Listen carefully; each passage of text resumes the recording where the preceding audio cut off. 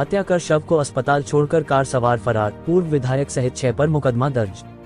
जालौन के कोंच कोतवाली क्षेत्र के ग्राम घमूरी निवासी जितेंद्र कुमार की संदिग्ध परिस्थितियों में मौत का मामला हत्या में बदल गया है।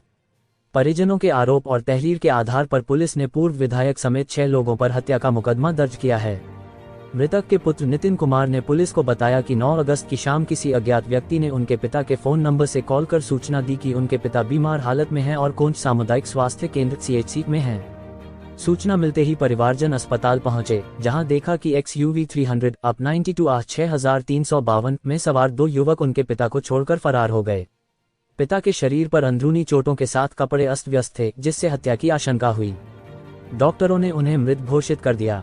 मोबाइल कॉल डिटेल से पता चला कि 9 अगस्त को शाम 4:52 बजे पूर्व विधायक रामप्रसाद के मोबाइल नंबर से मृतक को कॉल आई थी, जिसमें गाली गलौज और धमकी दी गई थी।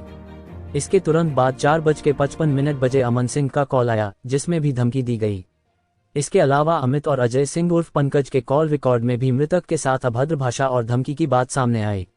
नितिन कुमार ने आरोप लगाया कि पूर्व विधायक रामप्रसाद, अमन सिंह, अमित, राजा, अजय सिंह उर्फ पंकज और एक अज्ञात व्यक्ति ने मिलकर उनके पिता को बुलाया और साजिश के तहत हत्या कर दी। पुलिस ने तहरीर के आधार पर हत्या, धमकी और साजिश के तहत मुकदमा दर्ज कर मामले की जांच शुरू कर दी है। पोस्टमार्टम के बाद परिजन शव को अंतिम संस्कार के लिए अपने गांव घमूरी ले गए। वहीं कोतवाली पुलिस ने आरोपियों की तलाश तेज कर दी है।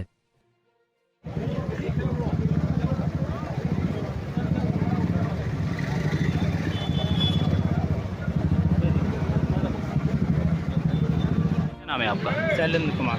अच्छा, क्या घटना हुई थी, क्या मांग कर रहे हैं आप? घटना ये हुआ था कि पापा को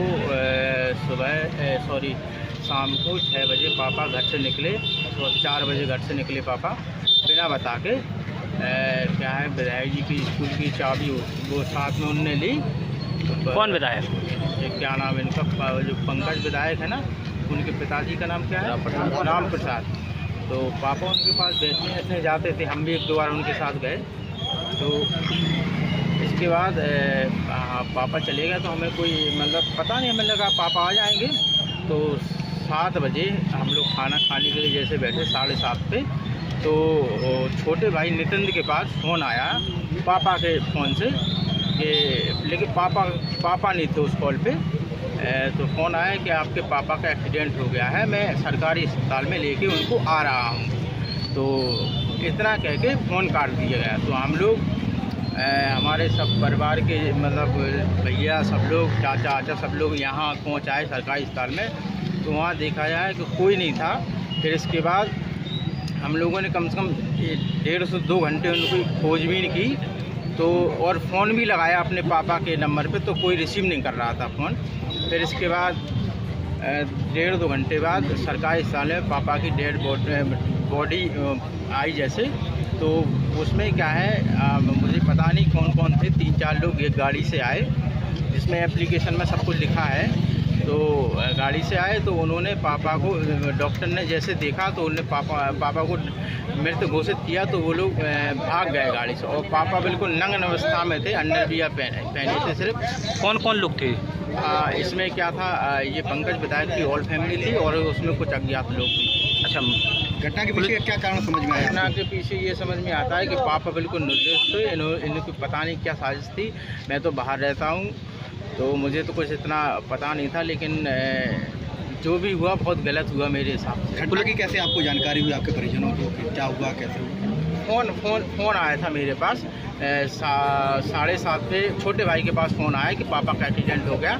तो हम लोग एकदम से पहुंच आए, तो इधर देखा तो फिर सब कुछ खत्म हो चुका। पुलिस से क्या किस तरह की मांग कर रहे हैं आप? प्रशासन से क्या प्रशासन से मांग कर रहे थे कि हमारी FIR, हमने बहुत संघर्ष किया सुबह से, कल से भी और सुबह से भी FIR दर्ज नहीं हुई थी, लेकिन फ़िलहाल में अभी प्रेजेंट में हमारे CO सर और SGO सर की मदद से हम लोगों को न्याय मिला है। अब FIR हम लोगों की दर्ज हुई है।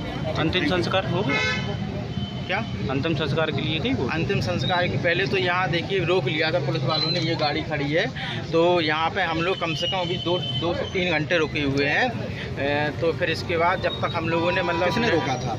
हमें ये CO साहब थे, इनकी गाड़ी यहाँ खड़ी थी, तो इन लोगों ने रोका कि आप लोग थाने नहीं जाओगे, आप लोग घर जाओगे सीधे। तो मैंने कहा घर तब जाऊँगा, मेरी FIR लिखेगी।